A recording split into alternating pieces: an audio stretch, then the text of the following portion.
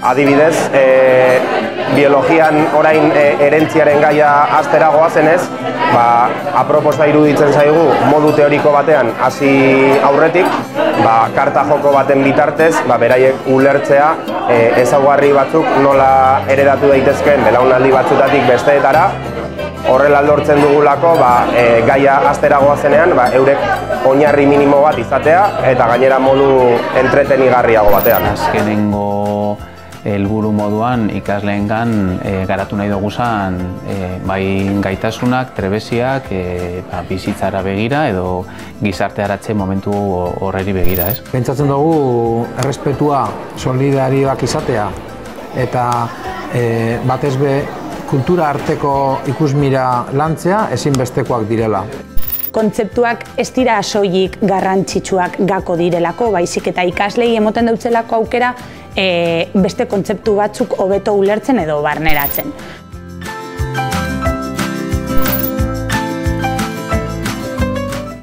Programa honek gehien bat emoten dozkuna da alde batetik koherentzia ikastola moduan, aurreko etapetan egiten ari danarekin koherenteak izateko, ikaslei begira eskaintzen den hezkuntza eredua, bai ulermenean oinarrituta, bai batez ere ikasleen ikaskuntza prozesuan oinarrituta.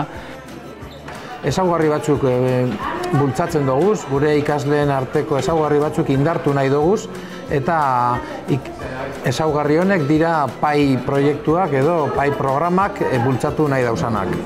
Pentsakorrak, erreflexiboak edo adoretsuak bebai. Gainera, gure ikasleak komunikatzaile onak edo trebeak izatea gura dugu. PAIk azkenean egiten duena da, betidaniko ikasgaiak bizitza guztian zehar ikusi ditugunak, taldekatu egiten ditu asignatura talde berri batzuetan. Adibide moduan, betidaniko gizarte, historia, ekonomia, erlijioak sailkatu egiten ditu gitzabanako eta gizarte taldearen barruan. Eta eurak duten berrikuntza nagusietako bat da, azken finean ikasgai talde bakoitza ebaluatu egiten dela irizpide konkretu batzuen arabera. Unitate guztiei helburu bategaz edo hobe esan da ikertzen untziatu bategaz emoten jake hasiera. Unitateari koherentzia bat emoteko asmoz.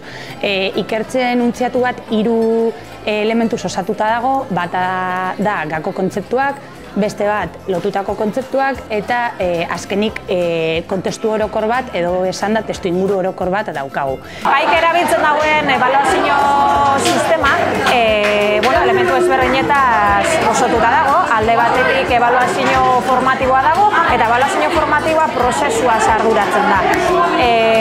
Beti heltzeko ebaluazio sumatibara eta ebaluazio sumatibak suposatzen dagoena da ikaslea prozesu guzti horren amaieran egiteko kapasa dan hori edo lorpen maila hori, ez? PAI programaren bukaeran 2 proiektu ezberdin bereiztuko ditugu. Gizarte proiektua 4 urte horretan zehar egiten duten proiektu bat izango da, ez dauka muga zehatzik eta modu zuzen ero ez zuzenean egin ahal izango dute. Hau da, gizartari zerbitzu bat eskainiz eta proiektu pertsonalean bestalde ikasitakoa bai bere bizitzan ero inguruko pertsonetan bai aplikatuko dugu ikasitakoa.